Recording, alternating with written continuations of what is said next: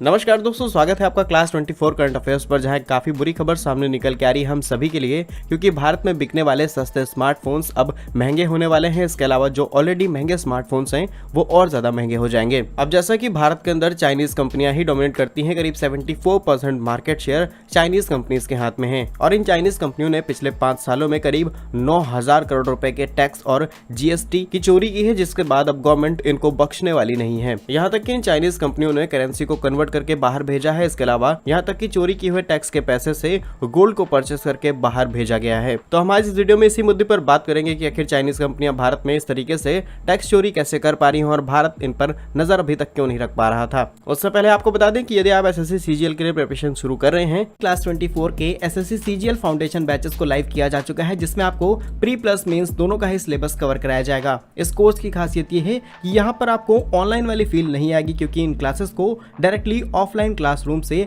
Live stream किया जाएगा। इस कोर्स में आपको 400 प्लस आवर का classroom program, live and recorded sessions, exam oriented weekly test, expert faculty team, doubt session और बेसिक टू एडवांस अप्रोच के साथ में आपकी तैयारी कराई जाएगी। नॉर्मली इन सभी चीजों का जो प्राइस है किसी भी इंस्टीट्यूट में 20 से 25 हजार रहता है। क्लास 24 पर भी इसके प्राइस 10,000 के आसपास रहते हैं, लेकिन अभी इस पर डिस्काउंट दिया जा रहा है करीब 50% ऑफ, यानी कि 4999 में आपको ये कोर्स अभी मिल जाएगा। इस कोर्स में एनरोल होने के लिए आपको गूगल प्ले स्टोर पर क्लास 24 एग्जाम प्रिपरेशन आपको डाउनलोड करना है, या फिर आप डिस्क्रिप्शन में दिए गए लिंक से भी एप्लीकेशन को डाउनलोड कर सकते हैं। उसके बाद आपको ओपन करके जाना है एसएससी सेक्शन में, प्रिपरेशन में जाकर के आप अपने इस कोर्स को बाय कर सकते हैं। इसके बावजूद भी अगर आपका कोई भी डाउट है तो दिए गए कॉन्टैक्ट नंबर पर आप कॉल करके सारी इंक्वायरी कर सकते हैं। तो दोस्तों, अब से कुछ घंटों पहले ही रिपोर्ट सामने निकल के आई है, जिसे पूरे मीडिया में कवर किया गया है। आप देख सकते हैं Indian Express, Times of India, Business Standard, हर जगह पर एक खबर छपी है कि चाइनीज कंपनियों ने लास्ट 5 ईयर में करीब 9,000 करोड़ रुपए के टैक्सेस की चोरी की है भारत से।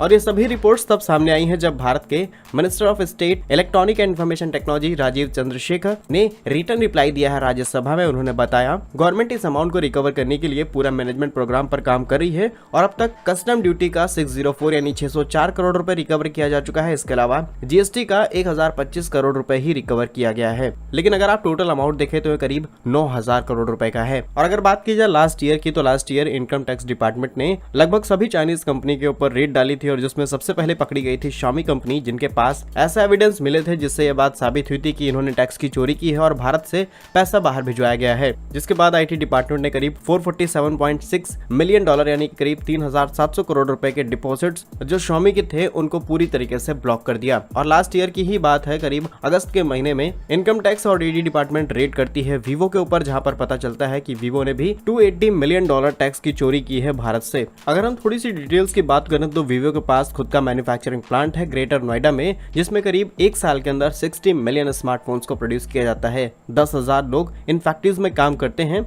और Xiaomi के पास ऑलरेडी भारत के स्मार्टफोन सेक्टर का करीब 50% मार्केट है और इनके पास 6 स्मार्टफोन मैन्युफैक्चरिंग प्लांट हैं, जिनमें से एक प्लांट के अंदर पीसीबी लोकली ही मैन्युफैक्चर की जाती है। लेकिन जिस तरीके की हरकत सामने आई है इन सभी स्मार्टफोन कंपनीज की, इनसे ये आगे चल के एक बड़ी मुसीबत में फंस सकते हैं। यदि आपको याद हो तो रिसेंटली हमने वीडियो में बताया था कि भारत के अंदर जो भी 10,000 के अंडर में बिकने वाले स्मार्टफोन्स हैं उनको गवर्नमेंट ने ब्लॉक कर दिया है, ताकि भारतीय कंपनीज को फिर से मार्केट में उतारा जा सके। भारतीय प्लेयर्स जैसे कि माइक्रोमैक्स, इंटेक्स, लावा, इन सभी को मार्केट में वापस से लाया जा सके। और अब बड़ा सवाल आता है कि ये कंपनियां आखिर चोरी कैसे कर लेती हैं और गवर्नमेंट इन्हें पकड़ क्यों नहीं पा रही थी इतने लंबे वक्त से। तो इसमें ज्यादातर कंपनी चाइनीज हैं। इसके अलावा इन्होंने कई अपने ऑफिसेस को रजिस्टर कराया है उन कंट्रीज में जहां पर 0 कॉर्पोरेट इनकम टैक्स लिया जाता है। कुछ एग्जांपल्स की बात की जाए तो कई यूरोपियन कंट्रीज, इसके अलावा यूएई वो जगह है जहां पर टैक्स नहीं लिया जाता, जिसकी वजह से ये कंपनियां खुद को वहां पर रजिस्टर कराती हैं और फैक्ट्रीज भारत जैसे देशों में सेटअप करती हैं। और दूसरा बड़ा रीजन ये है कि ये कंपनियां खुद को लॉस में दिखाती हैं और बचे हुए पैसे को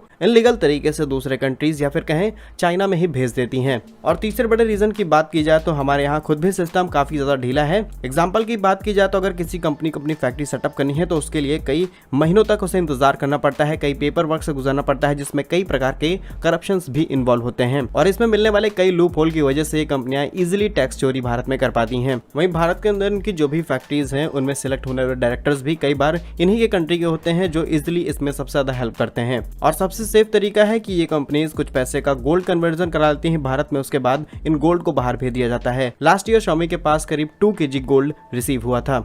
और आज भारत का स्मार्टफोन मार्केट इतना ज्यादा बढ़ चुका है कि साल 2021 और 22 में करीब 1.5 लाख करोड़ रुपए का बिजनेस भारत से किया गया था। तो एक तरफ भारत बहुत बड़ा स्मार्टफोन कंज्यूमर है, इसके अलावा प्रोड्यूसर भी है, और अब जरूरत है कि यहाँ पर एक स्ट्रिक्ट रूल की जिससे भारत के अंदर काम कर रही है चाइनीज कंपनियां अपने टैक्स को और जीएसटी की चोरी ना कर पाए। फिलहाल आप इस वीडियो पर क्या राय रखते हैं हमें कमेंट बॉक्स में जरूर बताइएगा। यदि आपको हमारे वीडियोस पसंद आ रहे हैं तो चैनल को सब्सक्राइब जरूर कीजिएगा। धन्यवाद।